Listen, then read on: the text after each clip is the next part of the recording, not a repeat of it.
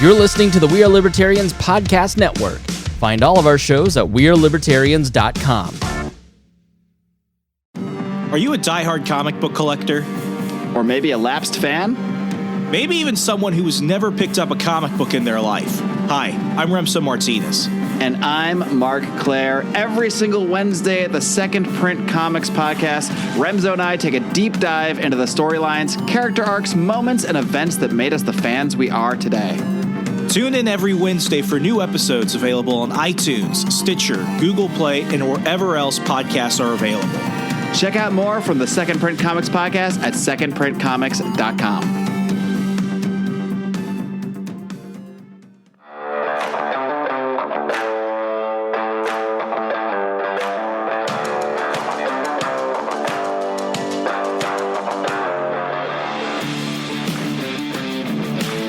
Prepare yourself.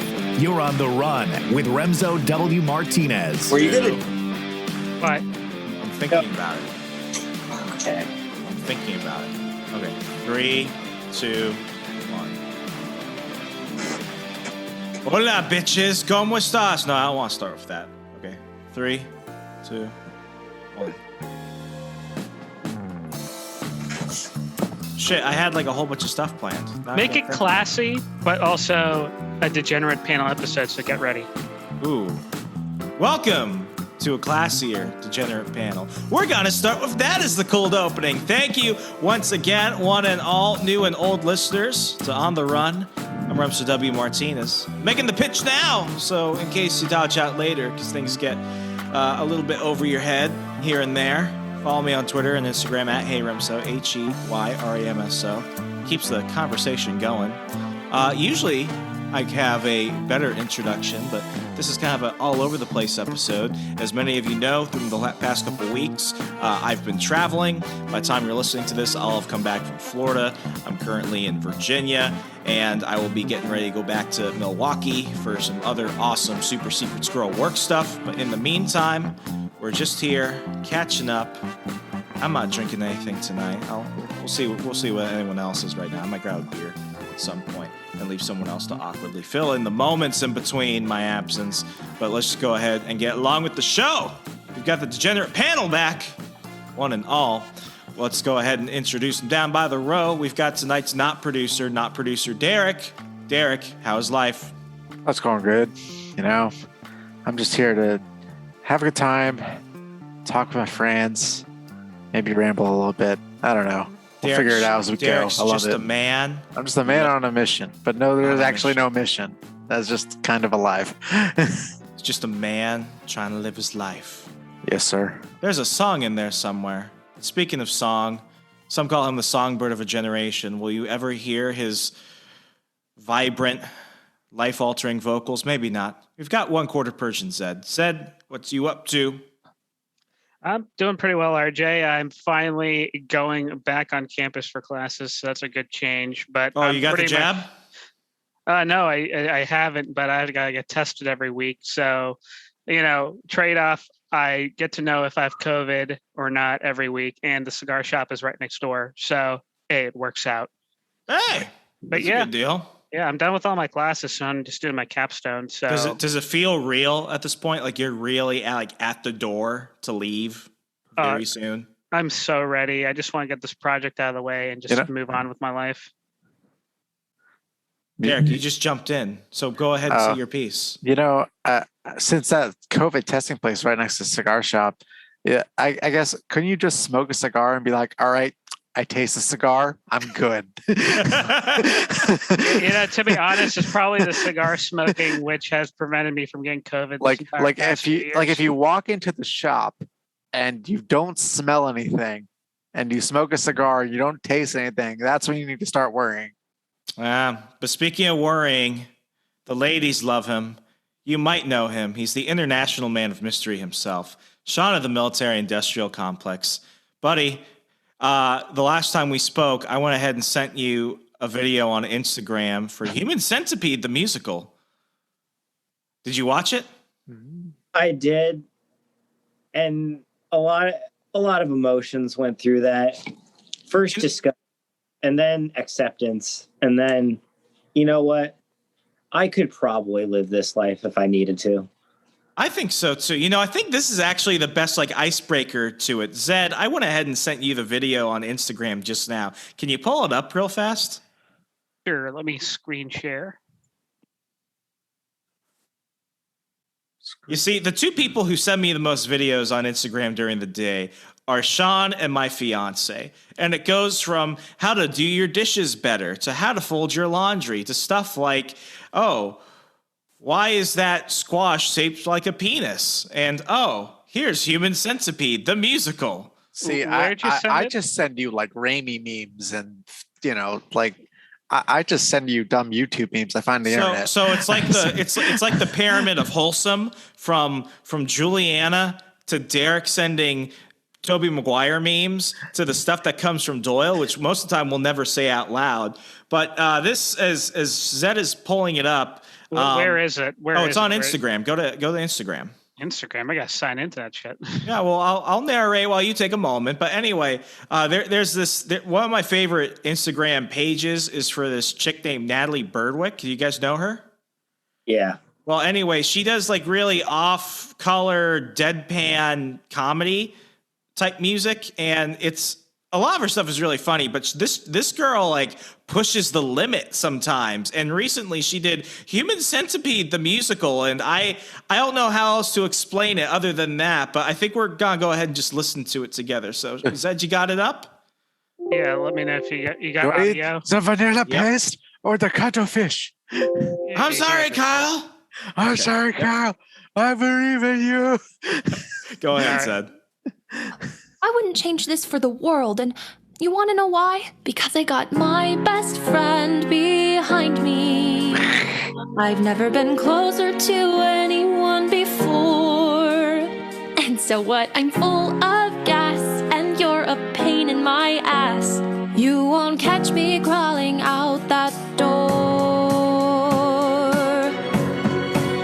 We've got to stick together through thick and thin. We'll always win this storm, we'll weather. But only if you say you're in this with me. Come on. We've got to stick together. And this storm will weather. So our digestive tracts are merging. We'll still beat this German surgeon. We can totally turn this around. Yeah, let's do it. No, I wouldn't. So this is if Disney made the movie. Disney made Human Centipede. Coming to Disney Plus. What happens when 4 American tourists meet a German scientist in the creepy woods? Oh God. Starring Lana Del Rey. Oh my gosh. Each time I think it's like, young people aren't funny. Young people aren't willing to cross those boundaries and do stuff that I used to think, I used to take it for granted, like really off-color comedy like that. Videos like this pop up, and it kind of, I don't know about you guys, but it restores my faith in humanity in ways that other things don't. Yeah, just funny things. Yeah, I notice TikTok is very degenerate. Yeah. Sean, you cut out for a second. Well, that and the dark humor jokes that I send you. I can't say some of those out loud. Those stay between us. But speaking of off color and widely inappropriate, this is a family show, and like all family shows, we've got a dark history and an uncle in our closet we prefer to keep there. A few months ago, we went ahead and discussed a certain individual. We'll just simply call him PP Man. And PP Man, Zoidberg, that was his name. So PP Man Zoidberg, much like Mr. Cargosh, he goes by many names. If you missed that episode, you understand that inside joke a little bit if you go back in the podcast feed here on the Run. Mm-hmm.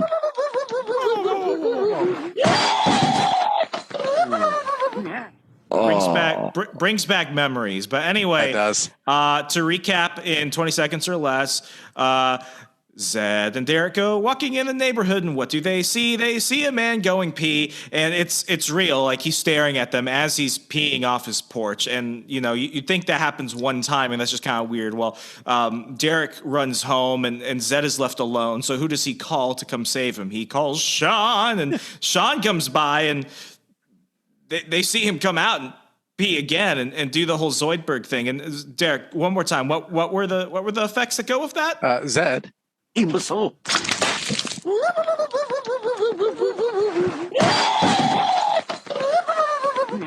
So anyway, he pees and he does that, and we just thought that was a one and done type deal. Well, I mean, more like a two and done deal. But 20 minutes ago, they tell me, hey, we're gonna bring up part dos of this whole situation, and I'm like, how does it get this far? Is this just a troubling sequel? Or is this the final chapter? I don't even know. So which one of you gonna explain how the shit went down? Well, Doyle encountered the second encounter, so he should explain because I know nothing about this. He once again encountered it twice. So I was walking my dog. This isn't like 12 in the afternoon, usually when I take my lunch, or around 1.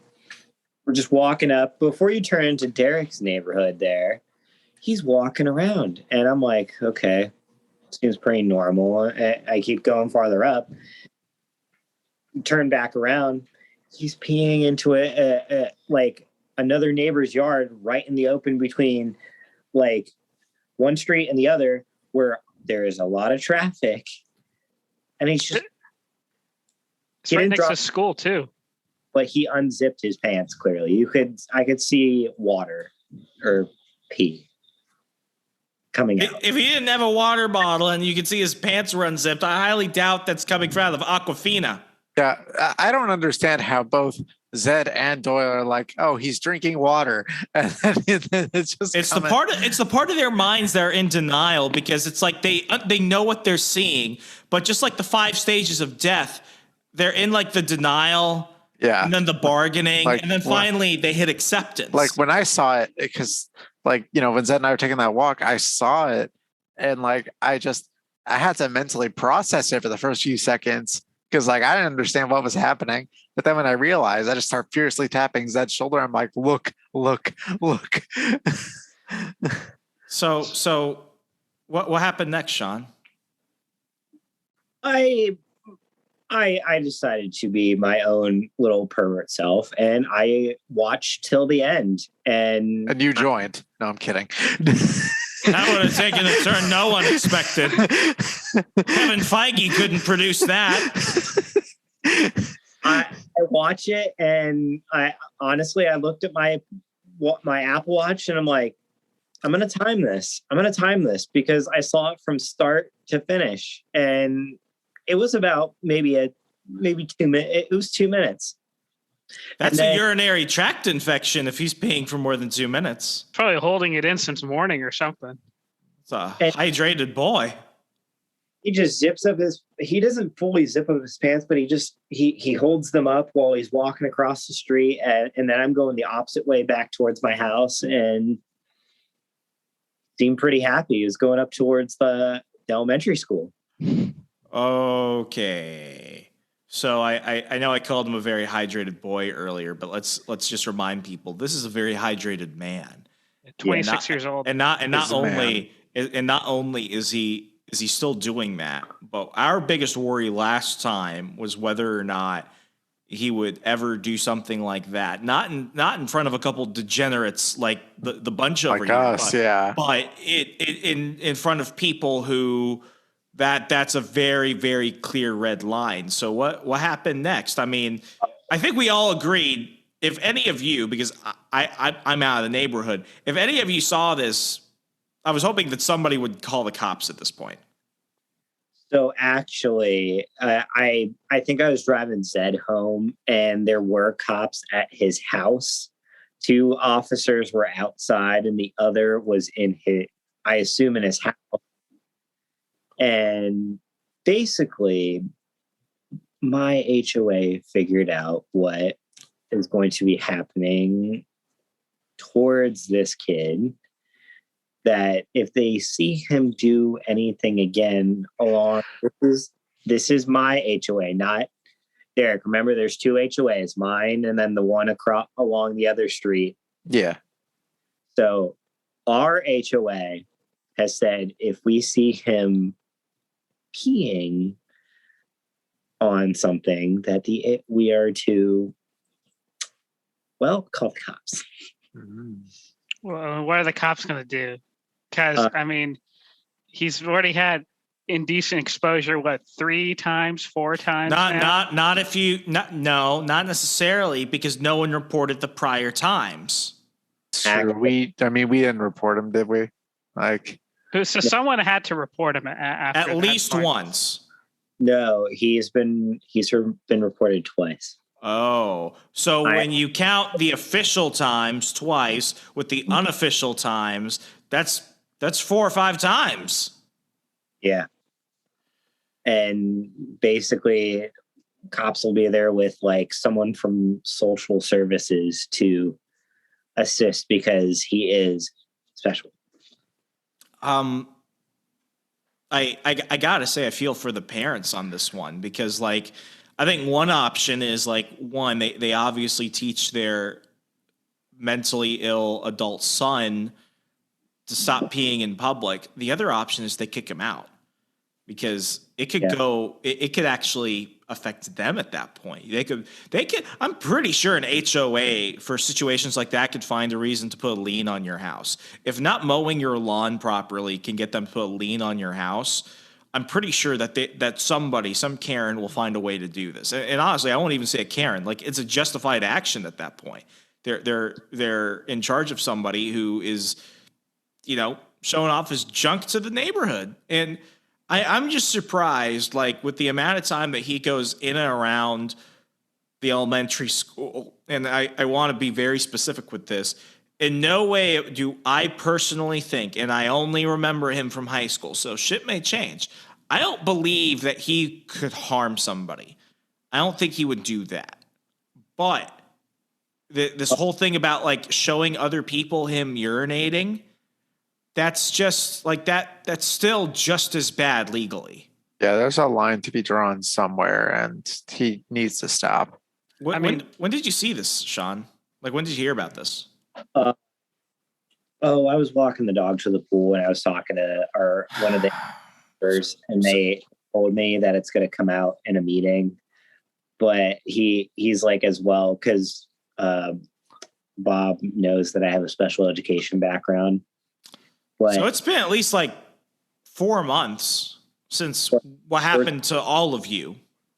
Yeah, but we're told to watch out if he is walking around towards when the kids are released at 4:30. Oh yeah, but see, that's the thing. Like, he's getting all these passes because he's mentally handicapped. But like you said, Doyle, that if they're away from the parents' view and the parents' property, anything they do, either the person doing the act can be held legal liable, or the parents will. So if third time, like 3 strikes, you're out, will the parents be charged, or will the kid just be taken away by social services? Because they're just letting him running, like, because they give this guy like total freedom to run around and do whatever he wants. Yeah. Again, it's up to it depends where it happened, because then if the parents are within like his vicinity, then they can get most of the charges, and then he just kind of gets a slap on the wrist kind of thing. But if he does it like nowhere near. Yeah, because when I see him, he's always a quarter mile away from his house, just running like a machine. Yeah. He does that every day, almost every day. We should have sent him to Tokyo. He probably would have put in more effort than Simone Biles did. But I think we spoke about this before. I spoke about it about a month ago on Ben Stein's show, The World According to Ben Stein, and we were talking about the homeless crisis and everything else. And when we talk about those who are mentally ill, especially those who are on the streets, I've become more vocal about it. But like, Nate Hockman, who's a research fellow at the Claremont Institute, he was on the Run a couple of weeks ago. We talked about this offline. He agrees with me that one of the worst things we did for the mentally ill and the sick in America was abolish these permanent residential insane asylums. Now, insane asylum comes with a lot of connotations. People think like Arkham Asylum, like criminally insane and stuff like that. But really, what they are is they're mental hospitals. And mental hospitals were, in some cases, the only place where a lot of these people, especially those without family willing to take care of them, could sleep in a bed, have 3 meals, get the medication, the treatments they needed, and live with dignity. And they were also put to work, whether they worked in town or whether they worked at the hospital, just doing things to keep them busy. I mean, what always bothered me about this kid, and I was talking to a neighbor of mine who knew about him. I didn't bring up the peeing incident, but her daughter used to have a class with him in school. It's like she confirmed to me that he doesn't work. He doesn't do anything, and he's 26. Now, I'm not going to diagnose him. That would be just like, that would not be proper for me to say anything. I think he's on the spectrum. I don't know if there's anything more going on. I mean, I don't want to say anything that will sound like incredibly mean either, because I don't know this person quite well. I only remember him from 10 years ago and what I've seen since. But like, people like him, they need to have a sense of purpose, even if it's not something super big. He's probably not going to have a giant career in the business world or anything like that. He's probably not going to be, like middle management even.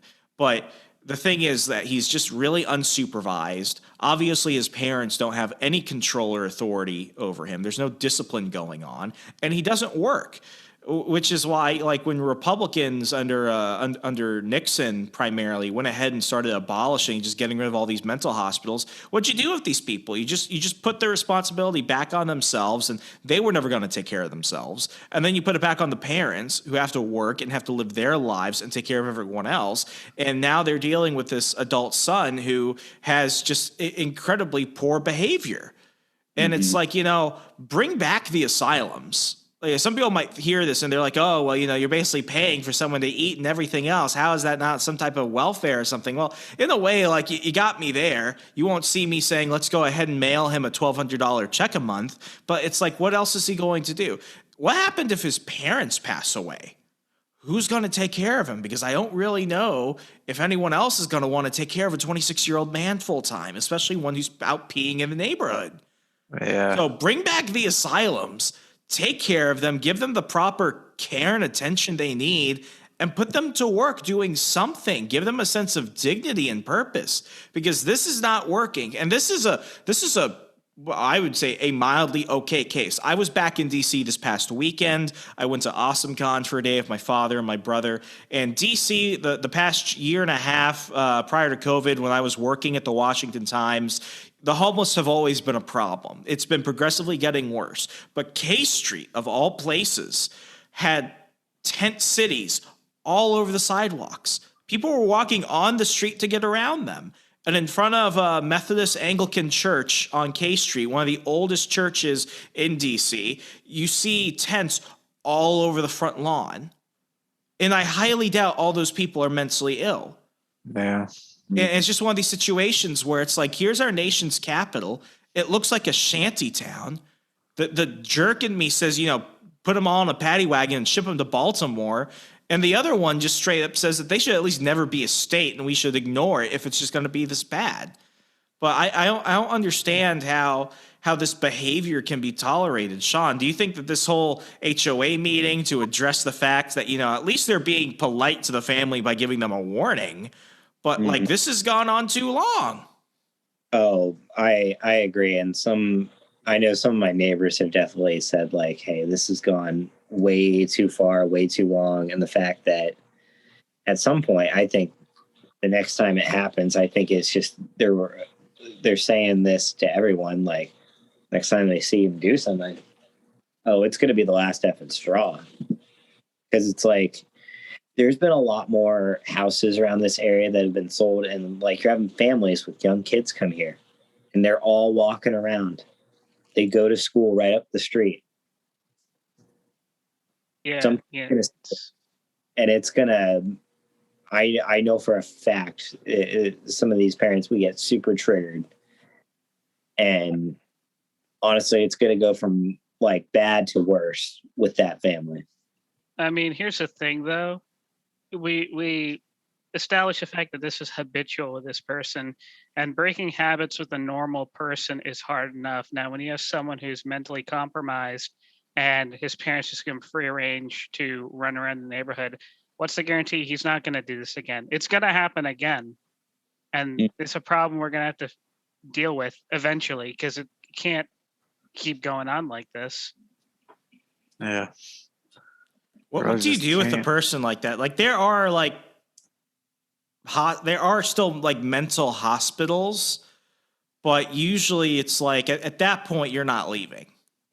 He'd go to the state and he would go to like social services, and they have buildings for that. And I mean, just the problem with all those though is that like with these kind of people, there's never really like a way to help them get back into society. Like, I mean, I granted there are people who are more far gone than others, but I feel like the goal of these places is just, here's your pills and just to keep you, sleepy, and then we're just gonna keep you here. I mean, if his parents want to put him in an actual private institution, I'm pretty sure they have the money for it, because looking at their house and the cars they drive, they have money. Or they're all just house poor on credit. If that's the case, then the state's going to have to take care of them. I mean, I don't know family, this is pure speculation, but like, I cannot imagine what it would be like to have a son who is seen by others as a problem, as a potential threat. Because like and this is just my opinion, I don't think he would harm somebody. Yeah. He was never violent then. He hasn't been violent since. I don't think he's violent, but he creeps people out. And when you're exposing yourself and doing that, especially as often as you have, that's a choice. That's a deliberate choice.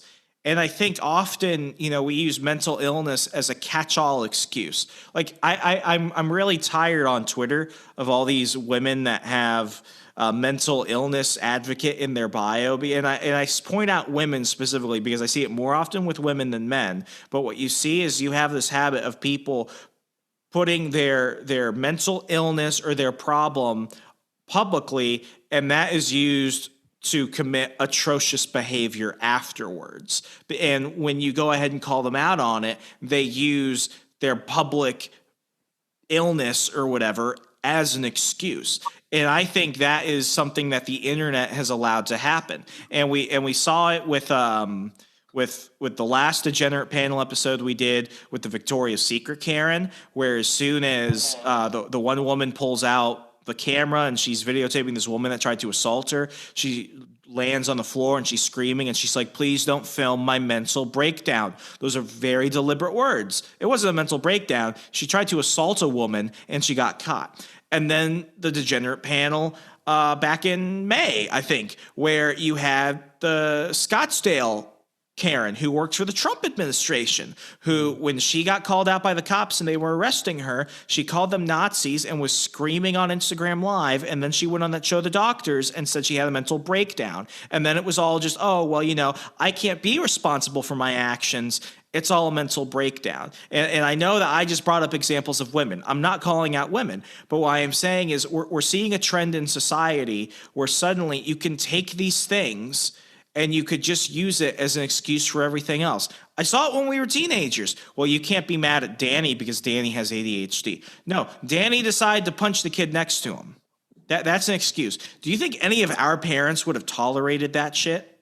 No. Well, no. Here's the thing, RJ, is if they continued this behavior to go on, and I know you say that this person's not violent or anything, and that may be true, but if nobody has been up to this point saying anything about his habitual peeing, what's going to stop him? And he's like, oh, if peeing out in public is okay, then I'm just going to start beating off in public. Because he's 26 years old, 27 years old. He has a capability to do that. And if no one's telling him that peeing in public and exposing yourself to people is wrong, it's going to lead to that. So it's a problem that we're going to have to deal with at some point. Yeah, and Zed, I know that you're within vicinity, but he's not like really like in your neighborhood. Like if he lived as close to you as this guy lives to Sean, I mean, he's in walking distance. Yeah, I mean, do you feel comfortable knowing that you have two younger sisters that he could expose himself? Yeah, and the thing is, and I'm not talking about this like I don't know the problem. I've experienced this problem too, and I feel it's a problem that multiple communities are dealing with because the way our neighborhood's laid out, we have a whole bunch of different HOAs within the same 1 mile radius. Yeah. So, but who knows what's going to happen? Yeah, he just was like, all right, this HOA is going to arrest me if I keep going. Let's go a block over. But here's the thing: does he even comprehend what an HOA is, what getting arrested is, what right from wrong is? I mean, he's been allowed to get away with this for this long. Exactly. Well, the neighbor or the HOA person I was talking to, I don't want to give a name, but he asked me, he's like, with your background, I mean, do you know how you would handle the situation? I'm like, yeah, there's like training and everything, how we can handle that when he's doing the act or whatever around a kid. I know what to do, but it's like the fact that his parents willingly are letting this happen, it just... I feel at this point the parents just don't care anymore. I mean, they're probably just broken down. I mean, they're elderly, they're in their 60s. I mean, I'm pretty sure they're just burnt out, and I feel bad for them. Yeah. I mean, I honestly do feel bad for him. It's like their only child, and this is what he's doing with his life. Yeah. That's gotta suck as a parent. I mean, God save us from this kind of fate. Yeah. But, I mean, it's one of those situations where like I often wonder, like, where do these people go when their parents or their family won't take care of them anymore? And like mental asylum, like insane asylum, has a really bad connotation to it. And don't get me wrong, there are examples of abuse, a lot of things that are just we would not tolerate in modern society. But for the most part, like, for my TV show, The Witching Hour, I went to a lot of these hospitals that had been shut down. And what I saw a lot of was the people who either worked there as staff or were inmates there or patients, depending on whether it was for criminal purposes or they were just, put in by a doctor or family member. Like a lot of them go back there and they want people to understand this because, some bad stuff happened. But for the most part, it was a net positive for people that couldn't have otherwise lived with dignity.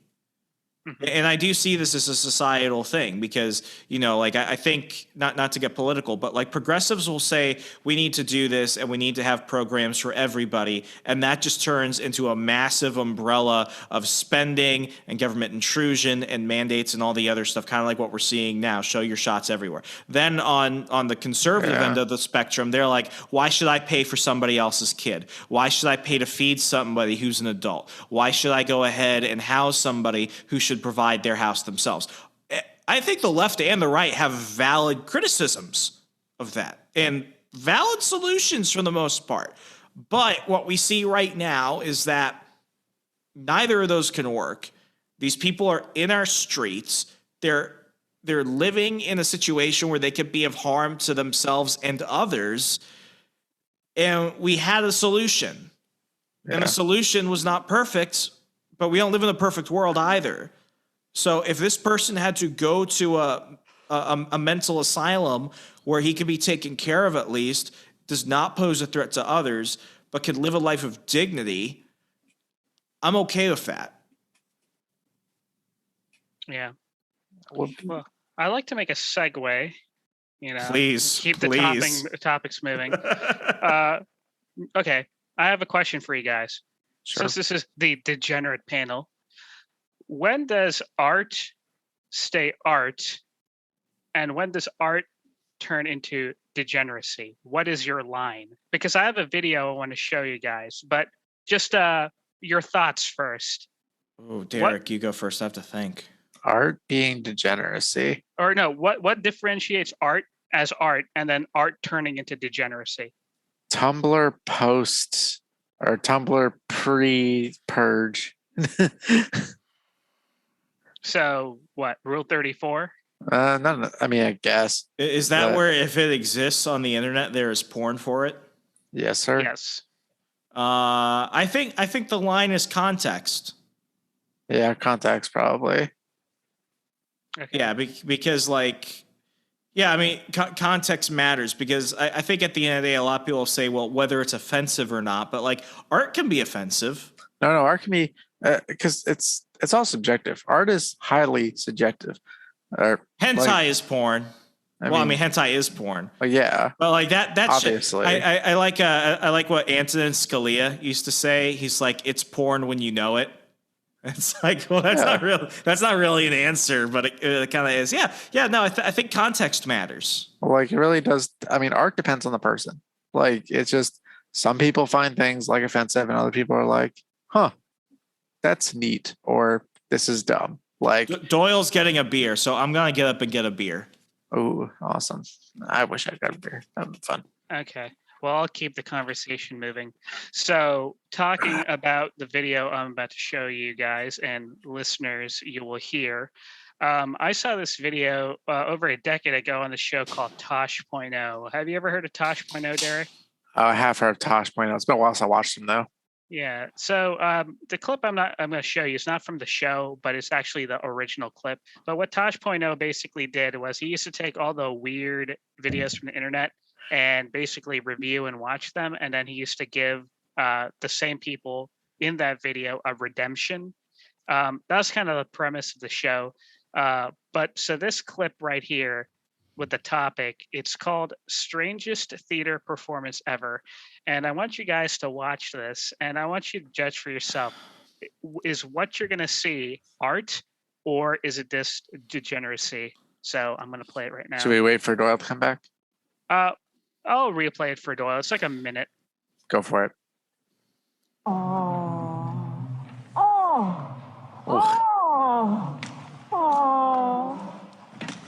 Stop. This is not what I was expecting today. I gotta give it to you, Zed. Yeah. Not very often is the first 30 seconds of seeing a man and a woman in a diaper. First 10 seconds. I'm sorry, the first 10 seconds. Not often do I see men and women in a diaper just moving around and squealing on stage. But let's Doyle's back. Doyle, did you grab a beer? You don't want to drink all of it. I'm walking in on it and I'm like, okay. So Doyle, you know what we're talking about. When does art stay art and when does art become degeneracy? So watch this video. Yeah. Let me know. Start from the beginning, I guess. Yeah, let's start from the beginning because I need to get my head around this.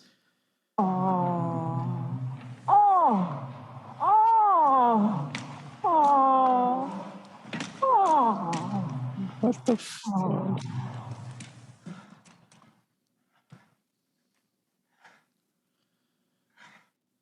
It looks like people doing. It's like ballet, but in a diaper, but really weird. What the hell? Wait for it, guys. Wait for it. Now look at this guy's face. Look as he stares into the camera. And then.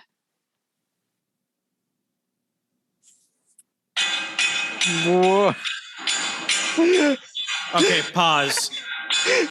Derek, I want you to explain this to the listeners. Because I don't have the courage to. He's just swinging his big metal dick around. This man walks out with like a giant, 3-foot metal strap on. And by the way, obviously they're for equal opportunity for the disabled because he's also walking on crutches. Those. So he goes over. It's like this giant, field goal. We need to get Zoidberg into this group. You're terrible. Oh my God. I think That's we just found abusing someone. I think we found the line where even I have to say that's really fucked up. Okay, yeah, I admit I'm Good sorry. job, Derek. I've hosted over 3,000 hours of audio experiences across thousands of people, and this was the moment where I was like, "Holy fuck! I don't know what to say about that." So let's just drop it right here and watch this man swing his giant metal dick. Did Derek cross that line? Yes, he did. The line has been crossed. There's no going back.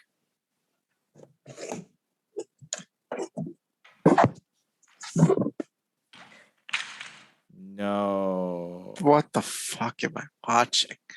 Oh, pause it. Do you guys know what a merkin is? Yeah. Zed, do you know what a merkin is? No.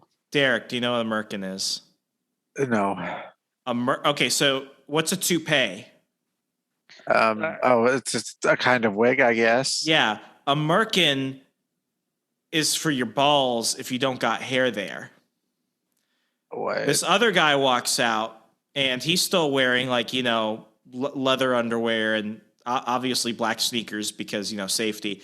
And he has I don't know if it's a wig or something, but he's got like this giant poofy thing on his hair, and the only thing I can say accurately describes it is as a merkin. So if you know what a merkin is, or you've got some forest where the trees are, imagine that around a guy's head.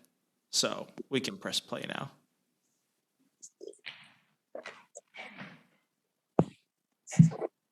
No. This man is currently That's a flute. throating his cane, which is also a flute. Oh, thank God it's over. Okay, Zed, what's the context? Shit. Performance art. Strangest theater performance art. Yeah, they were on a theater okay, stage, here. listeners. They were on a theater stage. June 18th, 2005, Mary Cheniard created a piece called Body Remix Goldberg Variations, which involved scantily clad people walking about on stage, making odd noises, moving their bodies either languidly or violently. Many use crutches either as a help or hindrance, and one without any such a crutch or breast moved easily as juxtaposition. It was meant as an exploration of freedom and movement. The audience laughter at various points shows that the art house crowd couldn't take this completely seriously, and no one wonders if the performance wasn't intentionally humorous at times, especially where the guy with the clanging rod penis is concerned. This is degeneracy. This is peak degeneracy. Agreed. Like, this is beyond degeneracy. This is like, I don't even know what to call this. Okay, like Human Centipede, the musical, is art. Yeah, that was funny. This is not appropriate for children. This is So that's where you draw the line, like sewing a person's rectum to another person's okay. You know that's not what I meant. So, RJ, to be fair, 99% sure no kid was in the theater watching this. No. Okay. We got to go down. We got to go down the panel. Sean, you agree that this is degeneracy? Oh yeah, 100%. What was Human Centipede the musical? Pure art, entity, and laughter.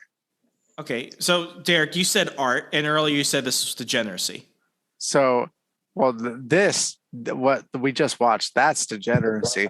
But but Human Centipede the musical, I mean, like that was done with the intention of humor. Yeah, it's done with the intention of humor. They're all fully clothed, like they're just like they're singing a song. It's fine. Like I think that's where I would draw the line, Zed, because this has no context. This is no intention. This is just pure shock, and it's not even meant to be funny. Like it's just wrong. Whereas a Human Centipede, it's weird. Satire. It's done with the intention of humor, and no one had a giant metal swinging cock. Yeah, I agree. I think the Human Centipede musical was a parody and satire. It's a funny parody. Yeah. Man, I'm gonna have that dude in my nightmares. Especially the way he stared at the camera. Kind of Yeah. reminded me of a certain person we were talking about. Never gonna touch a cane again. Why are you touching a cane in the first place? I don't want to go down that road. I'm just telling you what I feel. I don't There's a wanna story there, but I don't want to know what it is. So what's your stances on tattoos? While we're at this point where things have already gotten strange, what's your views on that? Tattoos? Yeah. I don't want to get one just because I'd rather stay away from needles as much as I can for personal reasons. But I don't care if somebody else has them. Sean? I'm fine with them. As long as you're not putting a swastika or something aggressive towards other people, I get them wound up. I think they can be very good. I mean, if I could deal with the fact of pain and needles, I get my grandfather's dog tag right on my left pec. Zed, what about you? So I follow the Islamic perspective on tattoos. So basically, tattoos are prohibited because it is seen as a way of desecrating your body. The reasoning is that you want to return to God the same way you came into this world, and that's why tattoos are not allowed. But Okay. I don't care if anyone else has tattoos who isn't, But that's my view on it. So when I joined the Army in 2013, there was this phase where as soon as you went through basic and everything, you had all these soldiers getting tattoos, and they were almost always moto tattoos. It was always the American flag or U.S. Army or infantry or your branch insignia on your arm, and a lot of people were getting Molon Lab on there. And there was a point where when the Army was relaxing their tattoo policies, in 2014, I actually considered getting one. Now, I'm going to be straight with you. The tattoos I thought about getting were straight up stupid, and now I'm glad I didn't get them. But as I get older and now I'm a bit more confident in myself and stuff, I've been considering getting a tattoo on my shoulder or my right arm or maybe even my calf. And I think the reasoning is I like to have things around me that can start a story that are a conversation starter. And I just think that some tattoos are just really well. Now, I think where tattoos draw the line between art and trash is the context of the tattoo. If I got a Mike Tyson face tattoo, that would be inappropriate. If I got a tramp stamp, obviously that's wrong. But I've seen some people, especially around here in Milwaukee, who have, I don't know what it is here specifically, but I've seen some really beautiful tattoos. And I've been thinking about getting one. I just don't know. One, I think I'm at the point where if my parents saw it, it would be less of, oh, what did you do to yourself? And more why did you get that? So I think that social shaming aspect is gone. But I'm curious, if you guys ever got tattoos, what would they be? Let's start with Derek. That's a good question. Oh, and where would they be? I don't really thought about it. I'd probably I want to say I'd get one on my arm, but I really just don't know what I would get. Oh, Derek, I know what you would get. No, Sean, I gotta start this one first. He needs a tramp stamp. No, that says Mount Vesuvius and an arrow pointing down to your ass. And just a tattoo of volcano on the actual ass.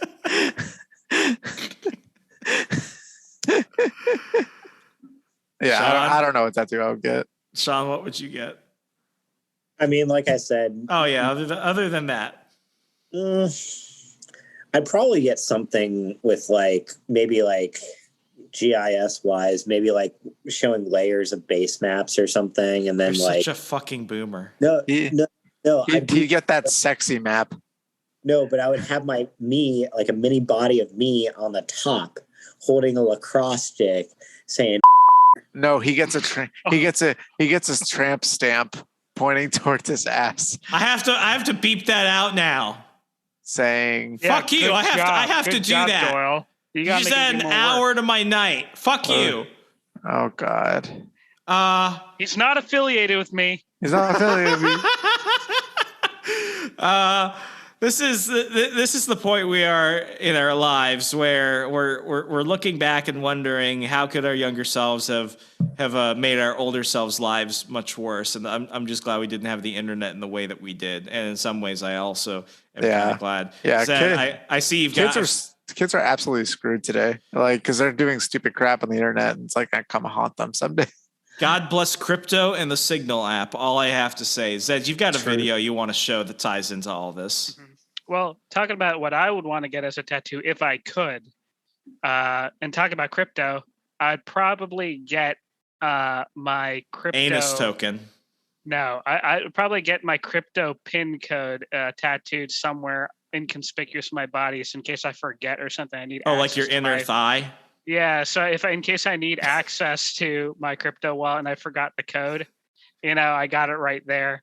Zed, but here's the thing. If somebody really wants your crypto keys that bad, think how it's going to be. They're probably going to come with multiple people.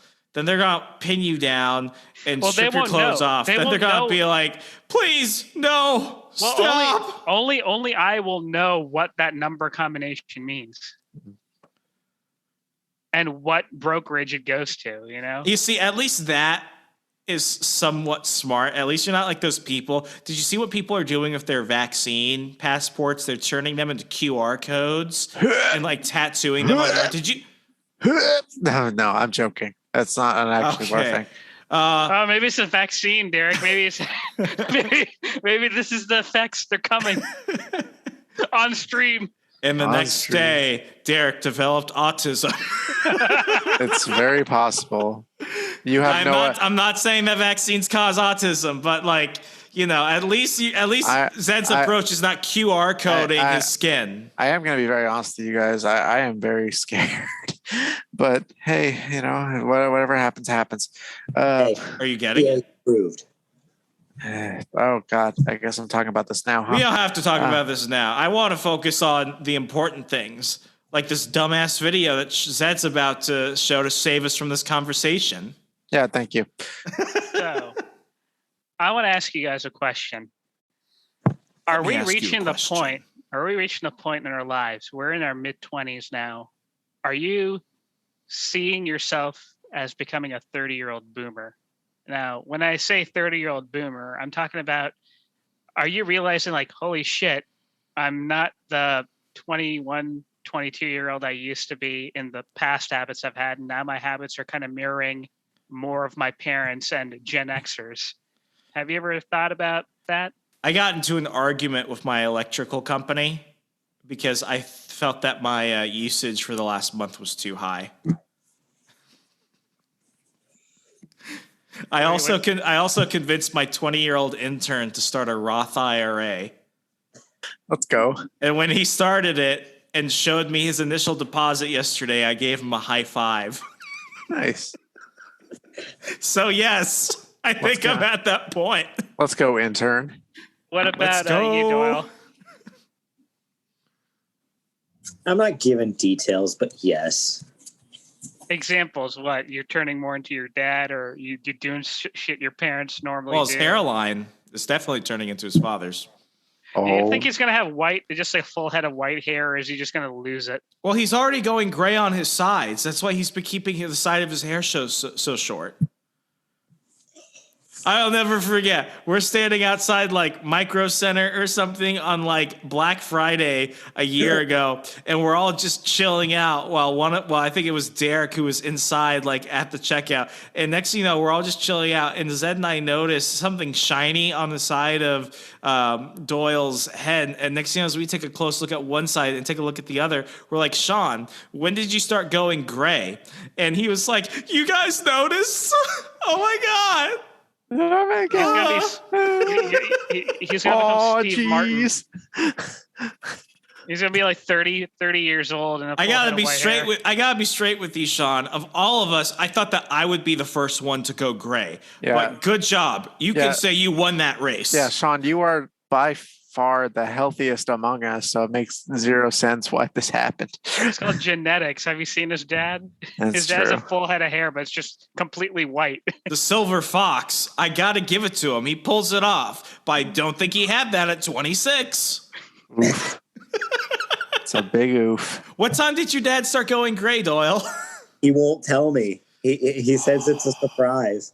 It's a surprise. Oh, it's a surprise, all right.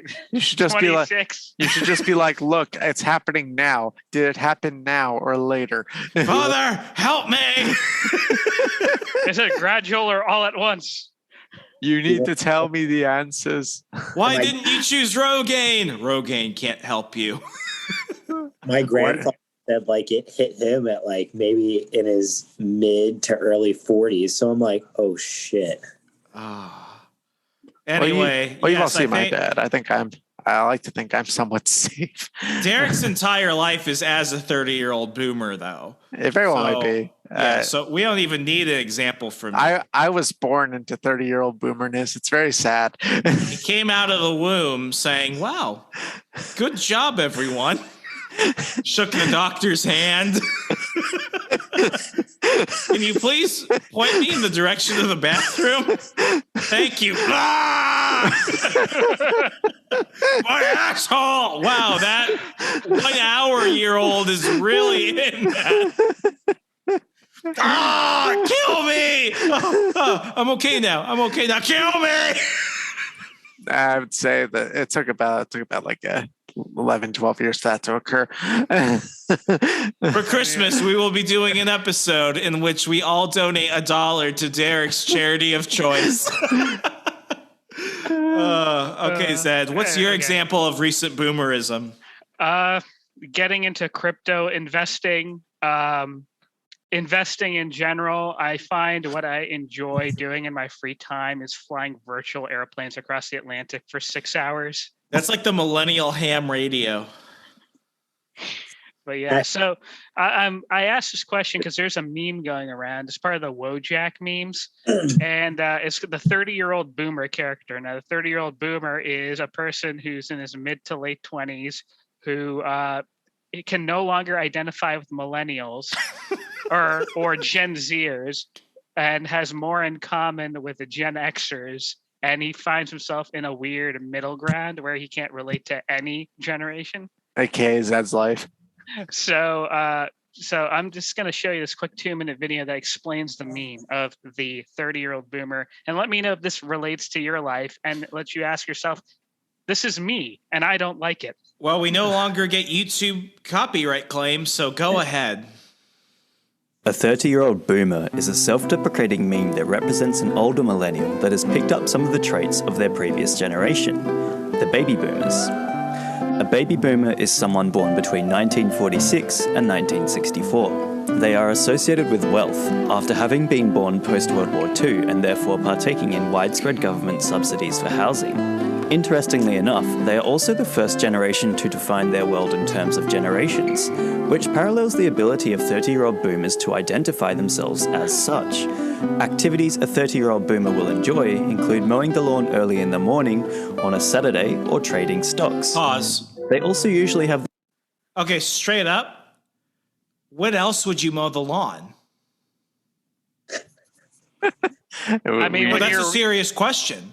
Saturday morning, well, you usually have weekends off. You want to do it before it's really humid outside and before you have to do other stuff because it could take 30 minutes. It could take an hour. It could take an hour and a half. I've done it after work, like when the sun starts to go down. That's the most humid part of the day, though.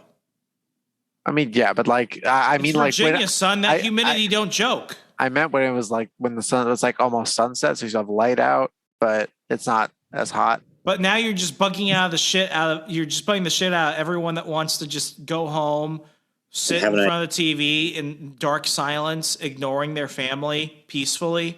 Yeah, but like that way I don't have to do it on a Saturday morning. Well, I kind of see this video explain it as you look forward to getting up early in the morning and mowing your lawn and having a monster or smoking a cigar while you do it. You know what I mean? Mm-hmm. If that makes me a boomer, then guilty as charged. Let's go. The appearance of an older boomer and will be prematurely balding with a beer gut. A 30-year-old boomer is out of touch with modern media such as music or video games. For example, they will always listen to artists from the early 2000s such as LMFAO, or older bands such as AC/DC. They hate newer games such as Fortnite and will talk about how much better old games such as...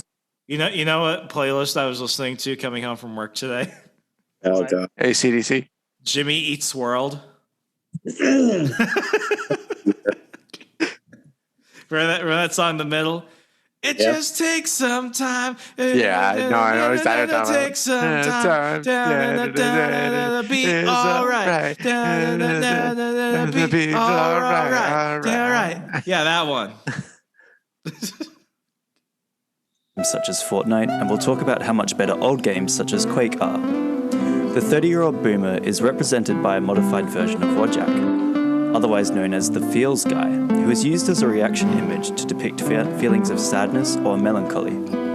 Whilst the 30-year-old boomer often seems to be represented in a somewhat positive light, the use of the Wojak face depicts a great sad... Lifting weights won't stop the fact that you're balding. No. But no, you can, Doyle, no. Said since the universe decided to strike you with the balding gene, you have been getting your hair cut shorter than what you had it. At what point would you just consider going straight, like shaving it completely, like the full Vin Diesel? Probably when it gets super bad, like there's an actual patch and not hair actually growing out of it. Have you thought about Rogaine? No, like have you thought about like Rogaine or one of those things? Because I feel like there are a lot of people within our age group who are going prematurely bald, and it's like it's more affordable now to try and resolve that, so that way you can enjoy your hair longer. I mean, here's the thing: it's like my grandfather's bald, my dad's bald. I'm destined to be bald. But do you want that? I mean, I've accepted it. I've gotten haircuts where I just taken everything off in the summers, and I enjoy it. You know, it's like I've accepted how it is, and you know, I just rock the look. You know what I mean? Would you rather have a full head of hair and no pubes, or a full bush and no hair on your head? I'd rather have hair on my head. Sean? Yeah, I gotta say the same. Derek? I'd rather have hair on my head, 100%. Well, Derek doesn't have to worry about that because he's got great genes for hair. I do. Thank you, Dad. We're all very jealous of the locks, buddy. Okay. I love you, Dad. Furthering this idea is the fact that a 30-year-old boomer is likely to be self-conscious about their premature balding and health, which is more than likely why they drink specifically sugar-free Monster energy drink. It could be speculated that the 30-year-old boomer meme is popular because it is so relatable to a large portion of internet users. Adults that grew up playing video games but are now into different activities such as taking care of the lawn or trading stocks. A 30-year-old boomer represents a midpoint between adulthood, when one begins to become like one's parents, and that is what makes this meme so compelling and relatable. What meme would you guys like me to give a lesson in next?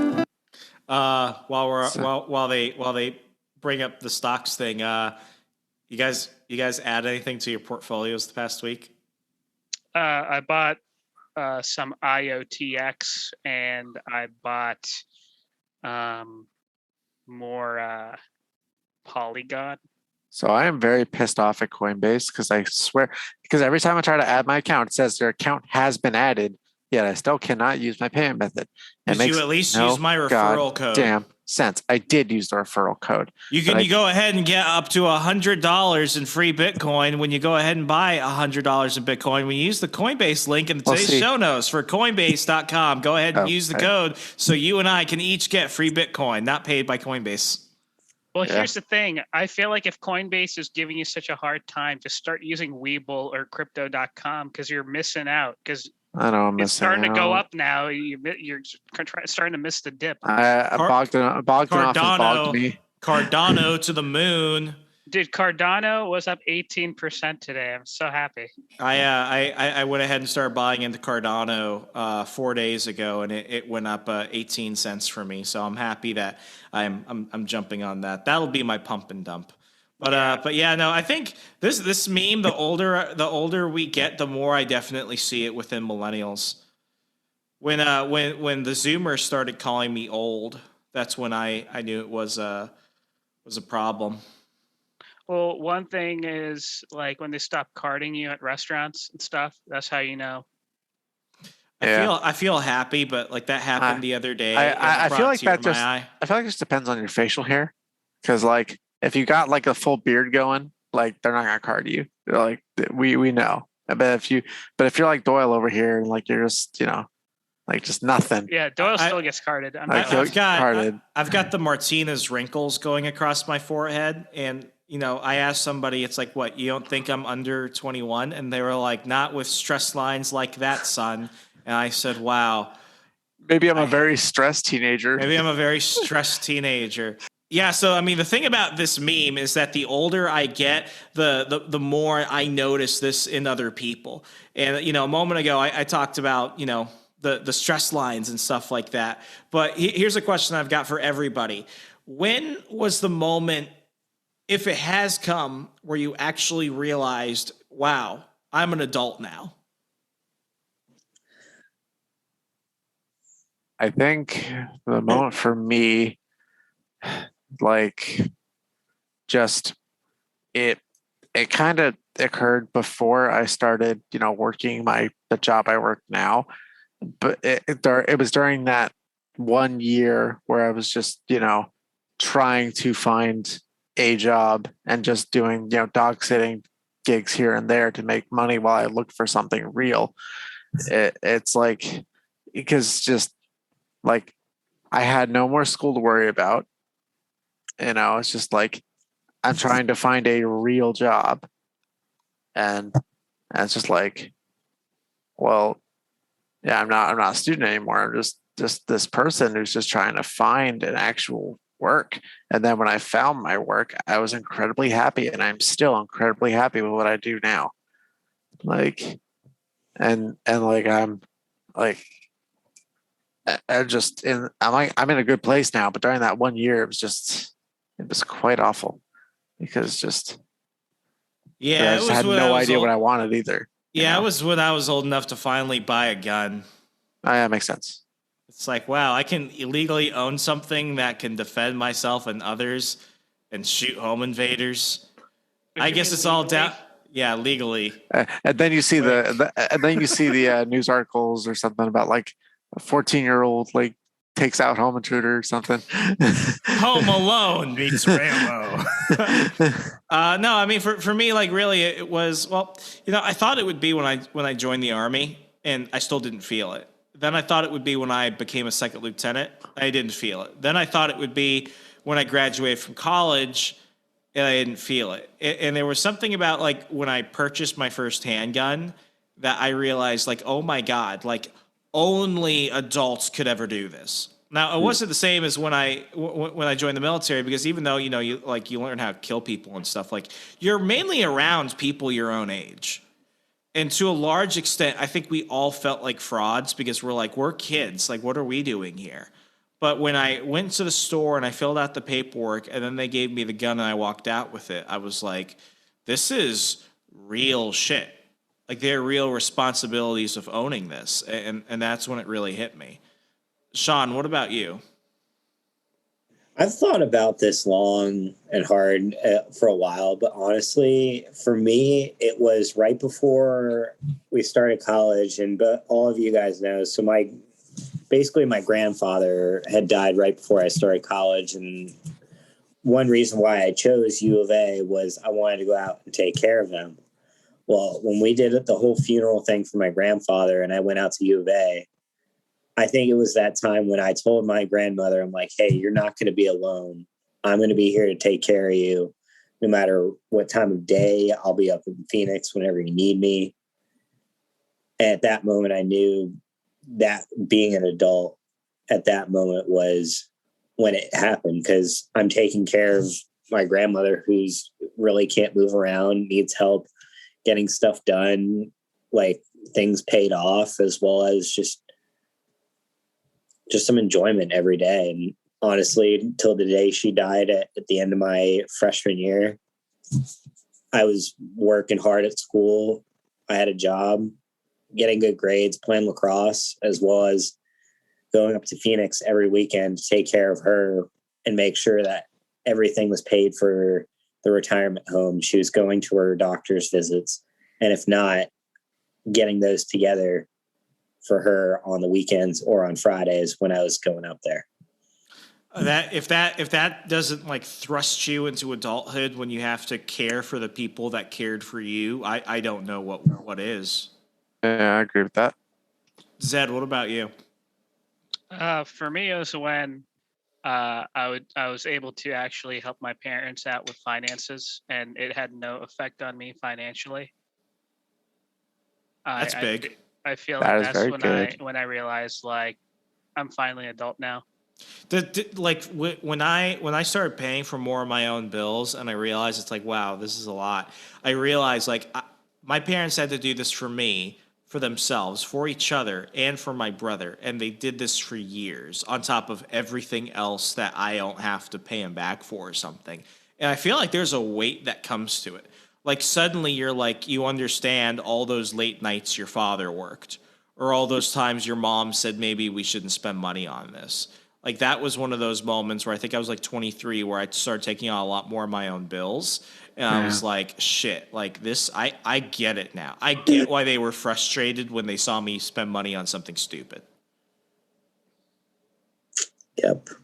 At what point do you think the Degenerate Panel turns into 4 old men being mad at kids?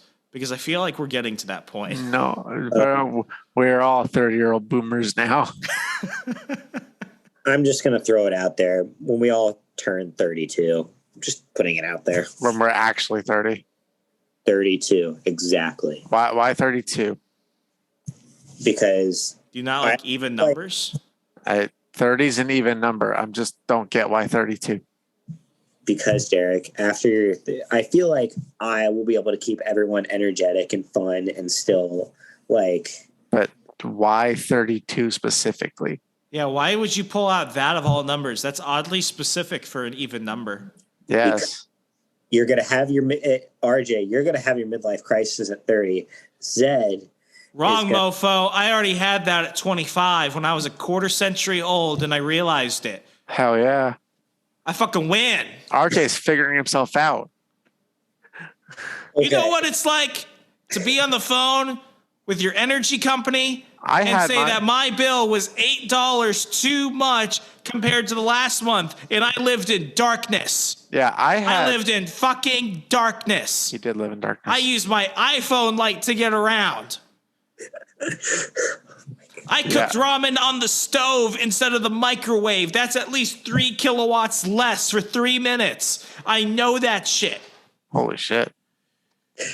Do you measure all the voltage on every damn thing? Do you when I overpay, all I know is this. My electricity bill is now down $30 than it was last month. And it wasn't because I just used less hot water. Okay, if you had to charge your phone right now, how much voltage would that cost you, right there and then? If your phone's at 2%. I don't know, because I only charge my phone primarily in the car. Smart. Man. I mean, I charge it at home. You guys have seen the charger I keep next to my couch, but I primarily charge it in the car. Smart. I drive a hybrid. Charges. His genius sometimes blinds me. Sometimes some people call it madness. I don't know what we're gonna cover next. We got some time. What do you guys want to cover now? We could talk about what's all your opinions on the OnlyFans situation that they're about to commit Tumblr-side yet again. Okay. I took a moment to actually understand what was going on. They didn't want people posting porn publicly. So you could still pay for all the feet pics you want, Derek, but they can't post the feet pics for free. Yeah, I don't pay for any of that shit. Why are people paying for like OnlyFans? I feel like, did OnlyFans exist before 2020? It did, but it really took off in 2020. It was supposed to be for like Tumblr and somewhat professional, and then it just grew like wildfire with porn. Yeah, I just remember when I first heard about like, oh, we're banning all explicit adult content. I was like, aren't you a porn site? Like if I started an OnlyFans for On the Run, I could actually just post like bonus content and stuff like that. But you see, like just shirtless if I wouldn't even have to show that. They wouldn't have to just see the nips. No, like I wouldn't have to show them anything. I could just show them, like bonus content. Like I could do nothing porn related. But if you tell people you have an OnlyFans, what do they think? Porn. It's porn. Yeah, automatically, like they are synonymous with porn. So when I first heard, oh, we're banning all of it, I was like, so they're shutting down their service, right? like that's it. Like they're going the way of the Tumblr. Like I saw a conversation on Twitter among some people that were arguing about OnlyFans, and some guy who I know, he's 24 years old. He went ahead and said, "Who's paying for porn? This is 2021." Exactly. And somebody responded with, "Well, I respect these women's willingness to do this. Therefore, I feel that they should be compensated for what they do." And I read that, and I'm like, "Wow, that's actually a very noble capitalist cause." Then the other part of me was like, why the hell are you paying for porn? Now I feel like it's at this point where it's like, it used to be, and this is the really weird thing, and I'm not going on like an anti-porn crusade. We know that, enough people watch it, but at the same time, as time has gone on, we've all learned that there are actually like damaging psychological repercussions to like porn addiction and stuff like that, especially amongst men. I think 70% of men have had a problem with it at some point, and almost like 50% of women. Over the last 20 years, primarily the millennials. And it's like, it used to be if you watch that, you're a degenerate. Now it's like you have an OnlyFans and people are saying, oh, who do you subscribe to?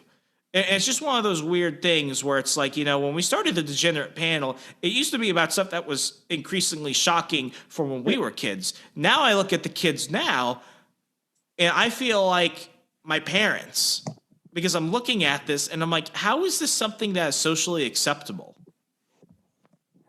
I think the reason why people pay for OnlyFans, and there's a documentary actually made about this on YouTube. This guy actually interviewed guys who actually pay for subscriptions. They say the reason why, like, even though the stuff's free on the internet, they are lonely and they lack interaction with women. And what OnlyFans gives that other free stuff doesn't is women actually interacting with you and saying your name. So it's like a fraternity. I don't know. Like do they do that type of stuff? I thought it was just like, topless pics and stuff like that. Do they talk to you? Is it like cam girls? It's basically it's Instagram. It's a mixture of Instagram and Twitter.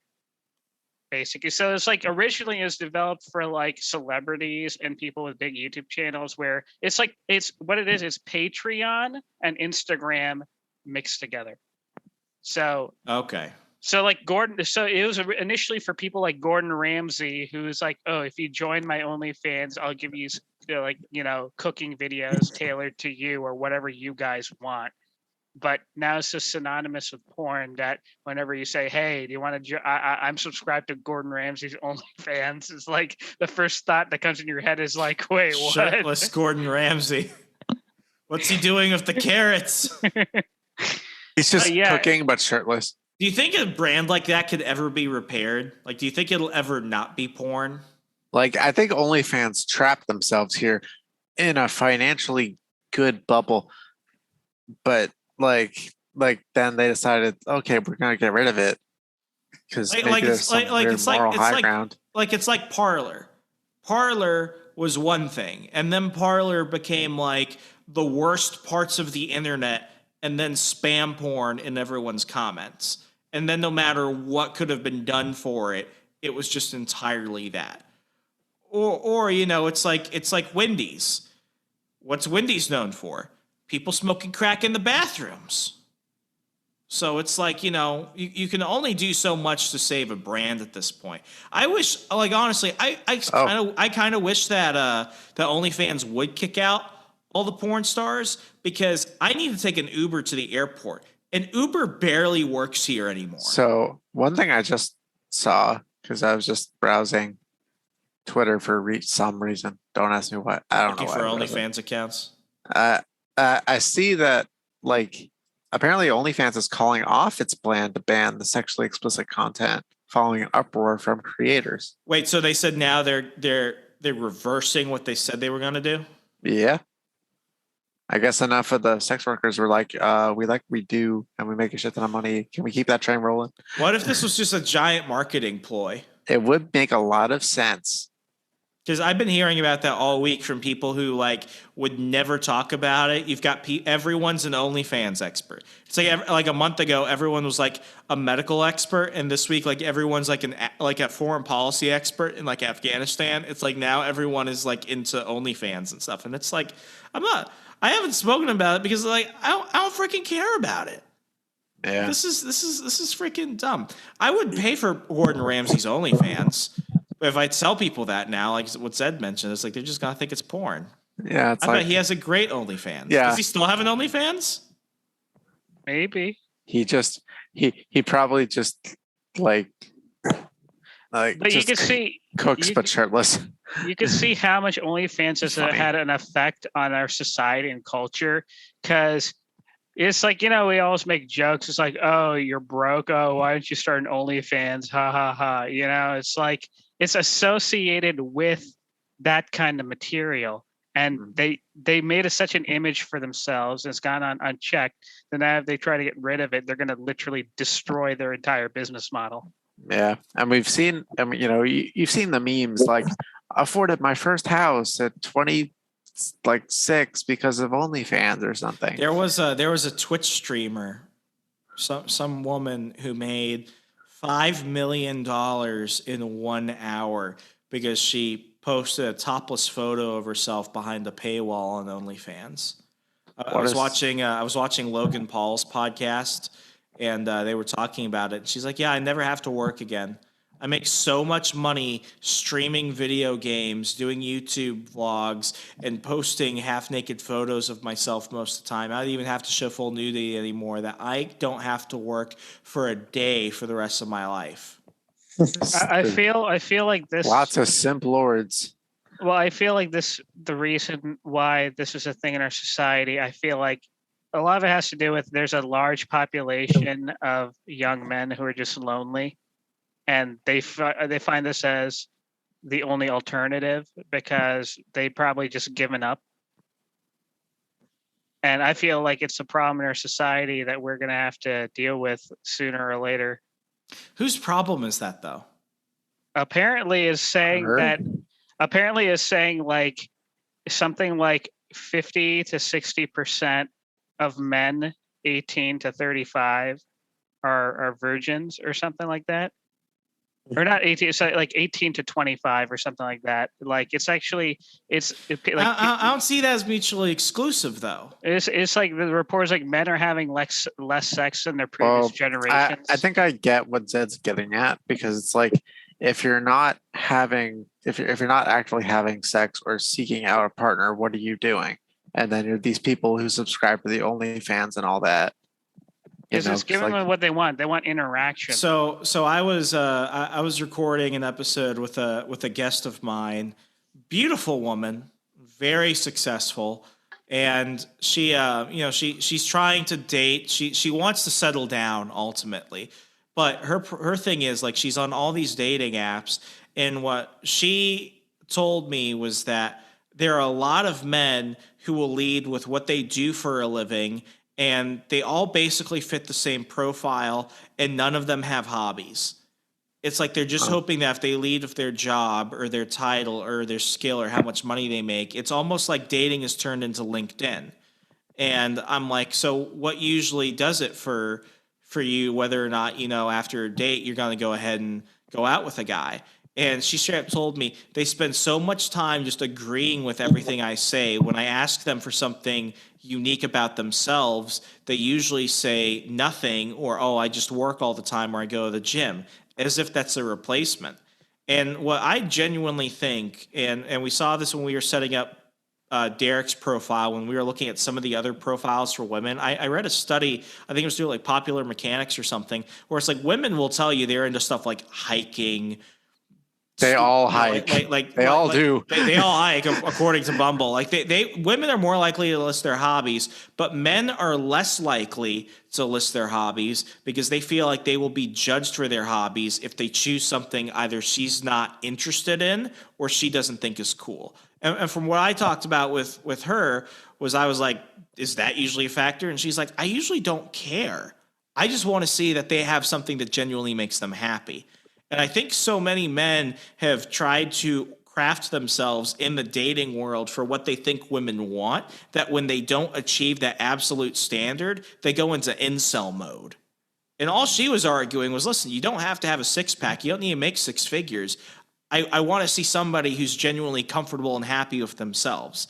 And I see enough ugly couples out there, or couples where you have an extremely attractive woman and an extremely like slumpy guy. It's like I don't understand this excuse where it's like, well, you know, women don't give me attention. It's like, maybe you're just not worth it because you don't do anything. You're not interesting. You're not doing anything to make yourself interesting.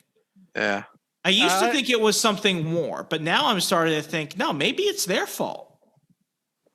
I also feel like, you know, like I see a lot of TikTok videos where like women are on these dating apps are complaining. It's like every guy will list like his job and what he does for a living, and then he'll always post a picture of him like with a fish or like catching a fish or doing something. You know, it's never just like a normal selfie.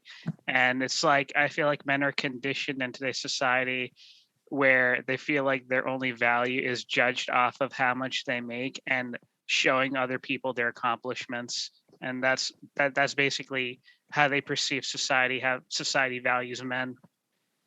So maybe it's less about what men think women want. It's more about what men expect of each other. Mm-hmm. I think it's what men expect. It's like men.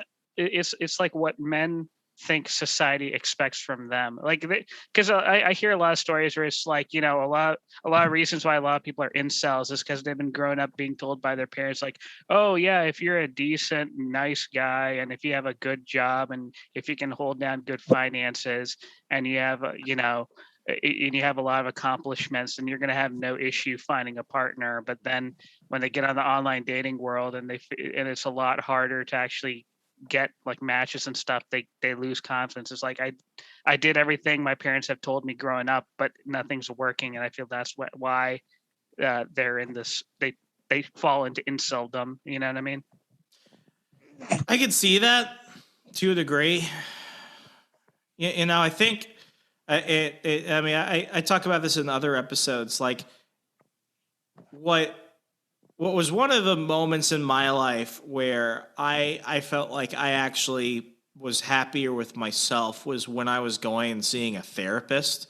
And like right there, like a lot of men just avoid a therapist at all costs. But honestly, like at one point, one of my therapists because I had a couple, one of them just literally like got in my face and she was like, admit you're not happy. Admit you're not happy because of the things that aren't making you happy, and say it out loud. And when I realized that, I said it, and I'm like, okay, now what? And she's like, do the things that make you happy. It sounds freaking stupid, but it was simple. But the problem was I was in denial about a lot of stuff. I think when men are, you know, I call it like the party principle. Like people want to go to the party of music and where people are laughing and smiling. No one wants to go to the party where everyone is standing in a corner and nobody is talking to each other. I think that positivity overall, even, you know, you don't have to be the happiest person on earth. Like there are good days and there are bad days for a reason. But people who are confident in themselves and are genuinely happy in themselves are more likely to attract other people like that, whether through friendship, for work opportunities, or in dating. Yeah. I feel like social media kind of plays a role. Yeah. Because, you know, nowadays, apparently the new norm for dating is all online apps and stuff. You know, if you were to go 20 years ago, back 20 years ago, the way to meet people is actually to go outside and go into social gatherings and stuff like that. So after high school, a lot of guys will just, you know, they won't be as social as they were in high school, so they're not actually meeting people in person. And with them being antisocial and say caught up with the work or their career or whatever, and they don't have time for social events, the only thing they have to resort to is online dating.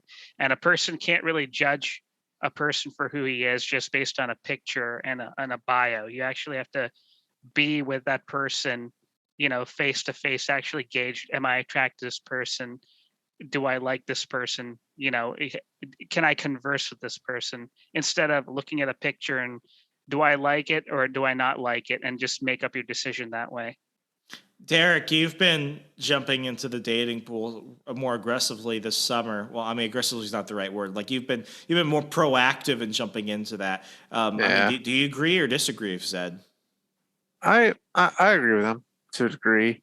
I mean, I'm probably not the best person to ask, just because the last 2 dates I attempted to go on, I was stood up both times. Yeah, you want to talk? You want to talk about that? I could talk about it a little bit. So I tried to go on a date, well, twice actually, and the first time was somewhat understandable because, like, we talked about it about a week and a half in advance. I messaged her. I asked her if she wants to catch up, and now she wants to get some coffee, and you know, we set up a date and a place, and we both agreed to it.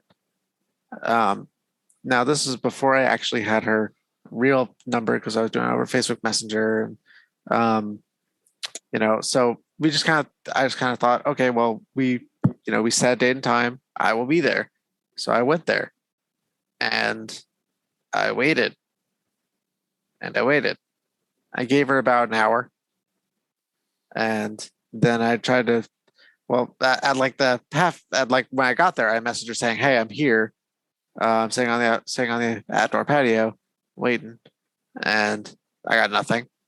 And then I waited about 30 minutes, and I said, "Hey, do you know where this is?" And then I got nothing. And then because we were gonna meet at noon, so at 1:00 I cut it off. I was like, "You're not showing up very clear. I've given you an hour." So I sent her a message, and I said, "Hey, I'm guessing you're either not coming at this point or you've forgotten. If you've forgotten, that's fine. Here's my number. If you want to try this again, please send me a text." So I at this point I went over to the local Thai place. I got some lunch there because I was hungry, and I hadn't eaten anything, and I wasn't going to eat there because I didn't feel like it. So, and then she texted me later that same day, actual text saying, "I'm so sorry, I forgot. Would you like to try this again?" How do you forget to go on a date? Well, because Zed gives me shit about this. Neither of us confirmed it, and you know, we didn't talk. It's earlier saying, "Hey, you still good for this?" or whatever. And you know that part's understandable. You know, we didn't frequently message each other saying anything like, "Oh, I'm ready for this date," or anything like that. We just kind of went on it. So we set up a new date, new time. We're gonna meet, have coffee. And this time it was more of a breakfast thing. She suggested the time because she said she was a morning person. She wanted to do an early, breakfast coffee date. And I was like, I'm good with that. So we set date and time. This is the day before. We confirmed the day before the time and the place. I go in the morning, at 9 a.m. I text her as soon as I get there, just saying, "Hey, I'm here, standing outside." And half hour passes, still not here. I get nothing from her. And this is normal texting. We confirmed the day before.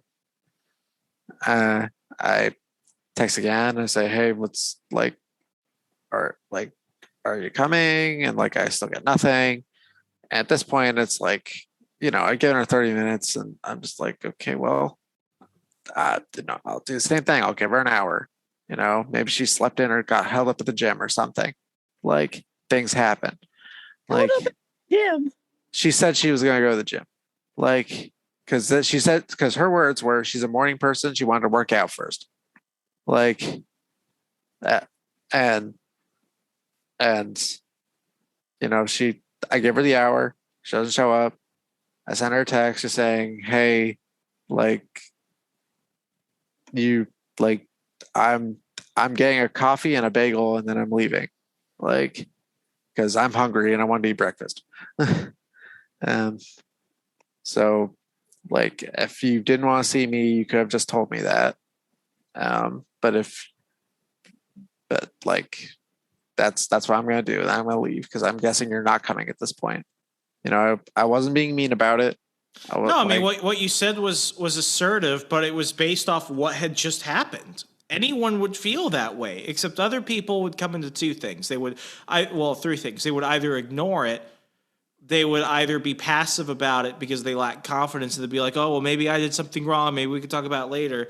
And I actually think you went with the best option, which you just stated, like, hey, like, once I understand it, but this time, like, I feel like it's personal. Yeah. And like, especially when we come up with a date and a time beforehand. Now she did end up texting me later that same day, but it's at this point, it's like 2:30 p.m. I think it was. And she tells me she just woke up. Now, but she said she was a morning person. Yeah, she wants to. Exactly. I was very confused by this too. And I was like, you just woke up? And she claimed that she claims she sleeps because of anxiety. I believe that was the phrasing. I'm not gonna go into too much detail on that, but she basically texted back saying she apologizes and she wanted to make it up. She wanted to make it up to me, and she offered to do donuts, but she also was talking about eating healthier. And me being somewhat of a gentleman, I wanted to do something with her where we could both enjoy a meal, and just like eat and talk. And she's telling me that she doesn't eat, which I was very confused by. And I was like, what do you mean you don't eat? And she's like, I'm trying to eat healthier. And I'm like, well, we can do healthy things. I'm more than down for healthy things. I'm actually trying to be healthy myself. And she's like, oh, I can just watch you eat. And I'm like, that's not comfortable for either of you. Like, she has to watch you eat. Sure? And you have to eat in front of her. And then she kind of somewhat agreed to something, but the problem was it just didn't work out because I had made plans with other people for certain times, and she wanted to do things on certain others. Like, it just didn't work. And at this point, we haven't really talked about a future date because, like, I don't think you should. I think you deserve better than how you've been treated. Yeah, I think it's just not going to work out. Like, Sean, if you were in Derek's situation, would you try and do a third date, or would you leave it? Because I think he should leave it. I think she's being disrespectful. So let me speak on behalf of my girlfriend, because I know she spoke to Derek. She did, yes. You shouldn't have given her a third chance, because it's a clear indication, and that's a woman. Well, at least I'm not getting stood up a third time, because we never tried a third time. So,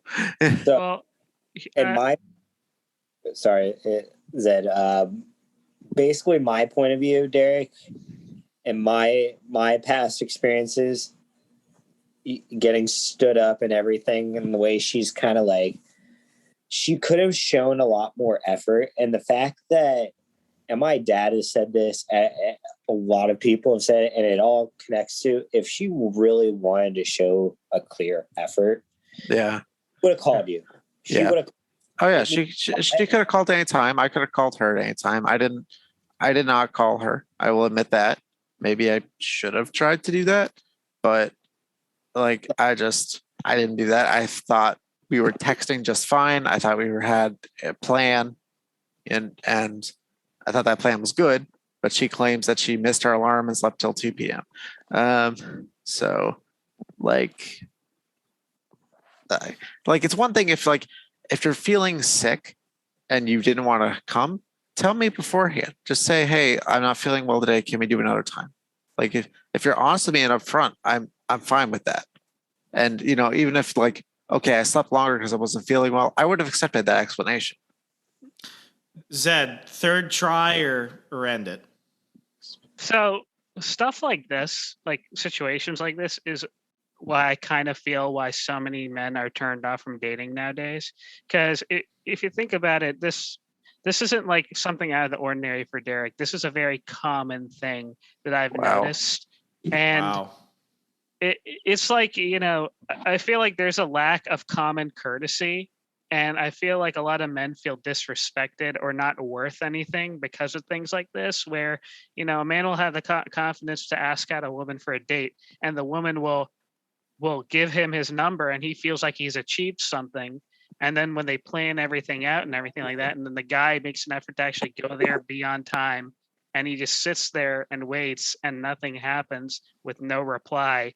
And it happens again and again and again and again. I feel that's why you're seeing a lot of men just turned off from dating and this rise in inceldom and et cetera, et cetera. So I think that's just the way our society, I don't know, has dating always been like this? Like when your RJ, like when your parents were dating, or Doyle, when your parents were dating, was this disrespect or lack of communication like common? I feel like you have to acknowledge that there's a lack of cell phones, right? Because I think technology has really made it more common. Because what worries me is like how we communicate. Like if I send you something, here's how I'll say it. Because we're so easily accessible to all the time, anywhere on Earth, it has kind of ruins the art of conversation. I actually wrote two postcards, and I actually filled out the entire body of it, and I wrote in cursive to two colleagues of mine in Atlanta who I could have very easily sent an email to, or a text to, or a phone call, or a tweet or something to, but I wrote them a letter. Now, I don't do that often. I'm not going to make it sound like I do, but I do that for very certain situations where I really want to convey something. And when they got it, they're like, no one ever writes me a letter. But I really felt like it was genuine. And you write letters, Sean? Sean, we didn't know you could read. Yeah, so... What? I thought I only read maps. Big thing, and I just pictures. This bothers you all to no end, and I know for a fact, but I prefer either FaceTime or phone call. Because my dad, very old school, I like person to person. Yeah, I like... I'll answer texts and stuff like that, but personally... I love to one-on-one, and one reason why my boss has asked me this, why I've been heavily using the 3 days to go into work, because I want to talk in person. Yes. I love the fact that we have Zoom and all this other shit, but the fact is, I've always said I'm more productive saying everything one-on-one to you, because I know we're going to get something straight, and you're going to see the emotion of all the topics that I'm talking about. Yeah. I mean, I feel like with technology, it's disassociated a lot of that. So therefore, it's the internet affecting the real world because we've lost sight of communication and intention. And you could misunderstand what I say in a text. Like, RJ, you could text me saying, hey, how you feeling today? And I could say, good. But you could think that in 4 different ways. Yeah, it's like, with everything I do with social media, when people really ask me, it's like, what does a social media planner or social media expert do? Really, I describe my job as behavioral understanding. My job is really to understand online behaviors and what I can do to incentivize a certain reaction from content. And overall, I think social media, I think the internet is a net positive on humanity. But to say that it also hasn't caused some actual damages in some way would be a lie. And everyone kind of understands that now. But to answer your question, Zed, no, I don't think I don't think it's unfair to say that in our parents' generation, obviously people would get stood up for something, but I think it's way more common now than ever before. Yeah. And I mean, to close out, with the closing question, what do you think is the cause for both sides, men and women? You know, um, why do you think ghosting and standing people up and not being straightforward, if someone's asking you that they're interested in you and you say yes when you're clearly not interested in them, all these things that we're seeing, what do you think is the cause? Like, why do you think it's so prevalent nowadays? I mean, at least in my scenario, I feel like what happened, it's just like the two of us communicate well, or at least over the texts. But I mean, I've heard like maybe she just didn't, want to meet me for whatever reason, and she's afraid of saying real reasons as to why, because she thinks I might be angry, but I wouldn't be. Like, I mean, I'm not that person, but she doesn't know that. Like, I think consumer culture has bled into our relationships, and this is coming from somebody who's like a cold-hearted free market capitalism. But I mean, I just said all that stuff about the internet. Now, everything we get from when we've been growing up is instantaneous. We can get it whenever we want. We can modify everything however we want. We can send things back. We don't have to commit to things. We could buy things on credit. We could get a free trial. We can get so much without having to give anything. And like with my my female guest, as I was talking about, one thing she mentioned was that she feels that men will ask her out in hopes of her saying yes, and then they will ghost her. And she thinks that it's because men don't want anything other than to know they could get something.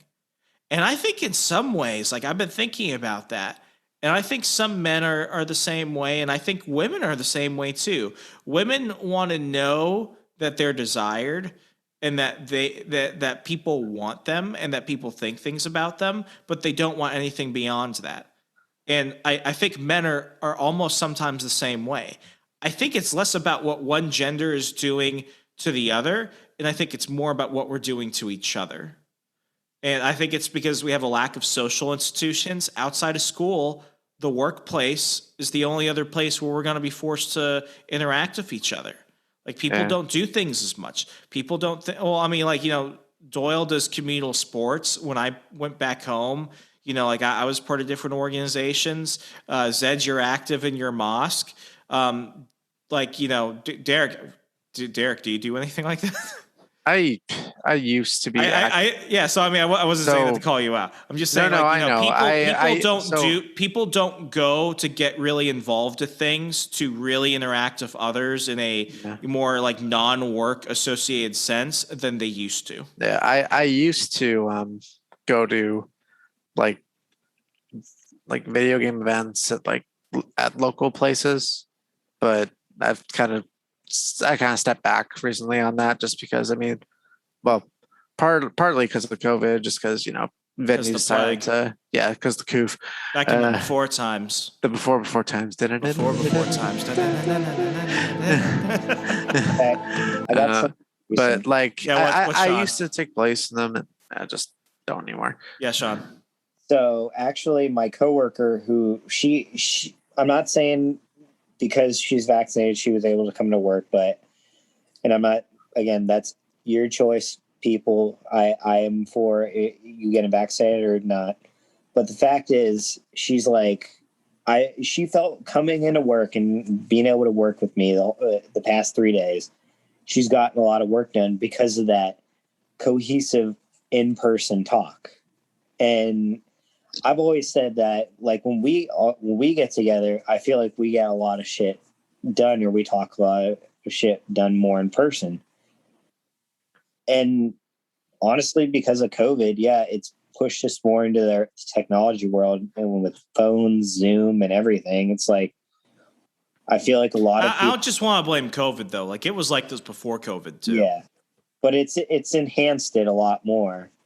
And the fact is that, we're not getting that in-person feeling and being able to know truly how people feel. Like, for the fact is, Derek has a virtual background. how do I know he doesn't have a bunch of knives on his wall saying, like, I'm going to commit suicide the next day? Yeah, he doesn't have like Jesus. a kill list. Yeah. Like the guy that shot Reagan. No. I love you, Jodie Foster.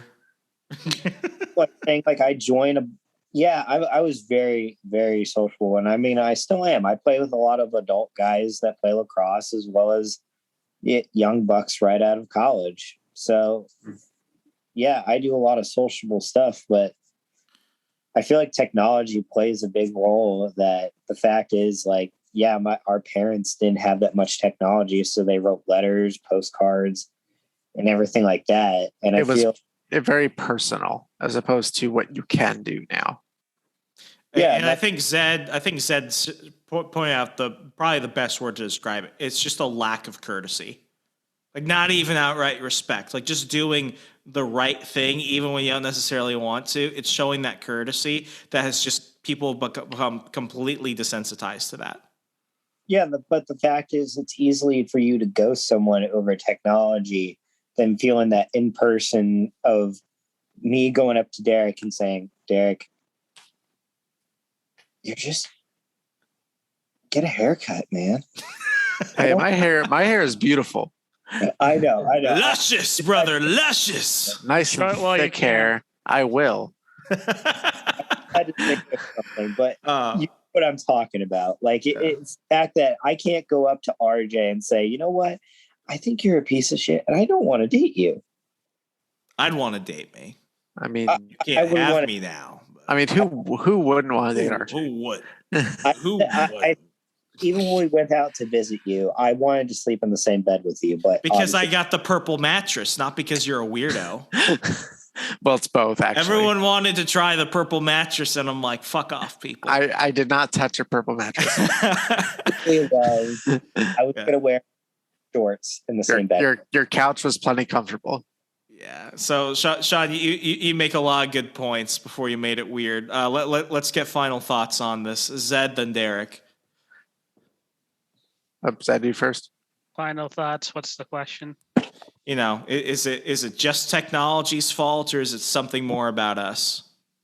I think it's technology, and I think society is going into downhill like super fast. I don't know what it is. Just live your life, be close to God, and just be a good person. Couldn't have said it better myself, Derek. I honestly think that is, like, there's just many factors. I think technology is a big part of it.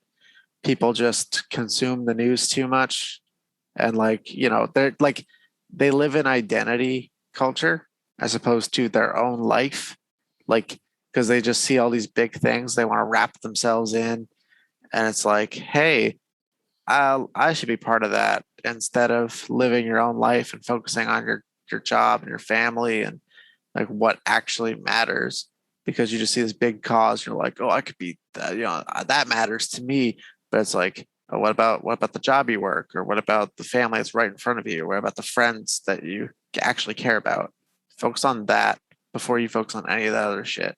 Because that other shit, you can't do anything about that other shit. I know I can't, but I know what I can do for my friends. I know what I can do for my family. I can be there. I know what I can do for my job. Like, I can improve those things. I can make those things happen, but I can't, go out and like change the entirety of the world. Like, that's not me. I know that, that's maybe one of you are out there can. I'm just not that person. But you can make a difference. I can make a difference. Especially where it matters the most, which is always at home. Yeah, with family, friends, and everything. And like your family, friends, and work. Yeah. What matters most. Derek, I could not have said it better myself. So I think we've got a good wrap-up point. I didn't know where this episode was going to go, but you start with the laugh and you end with a good meaning. It's a family show, a degenerate family show, but it works out. As always, I want to thank you all again. Please make sure to keep the conversation going. Leave the show a 5-star rating and review on Apple Podcasts, wherever you're listening to the show across Al Gore's amazing internet. And please, go ahead and follow me on Twitter, Instagram, HEYREMSO. Hey, Remso, let's keep the conversation going. And because we need to once again grace your ears, we're going to do the final send-off. Zed, please hit play. I wouldn't change this for the world, and You want to know why? Because I got my best friend behind me. I've never been closer to anyone before. And so what? I'm full of gas, and you're a pain in my ass. You won't catch me crawling out that door. We've got to stick together through thick and thin. We'll always win this storm, we'll weather. But only if you say you're in this with me. Come on. We've got to stick together. And this storm will weather. So our digestive tracts are merging. We'll still beat this German surgeon. We can totally turn this around. Yeah, let's do it. No, I would. Good night, America. Good night, America.